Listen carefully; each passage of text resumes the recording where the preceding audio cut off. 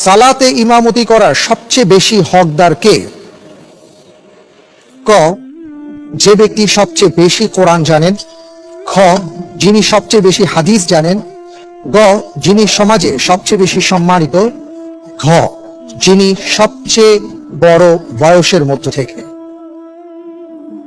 আলহামদুলিল্লাহ, এর উত্তর হবে ক, যে ব্যক্তি সবচেয়ে বেশি কোরআন জানে।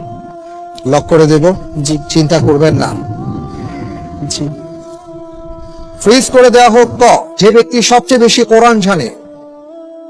আমরা তো দেখি যে আমাদের সমাজে মুরব্বীদের কি আমরা এগিয়ে দেওয়ার চেষ্টা করি, বা পোশাক আশাক যাদেরকে দেখি যে ভালো স্বাভাবিক, যিনি ইসলামী পোশাক পরে থাকেন তাকে আমরা এগিয়ে দিচ্ছি।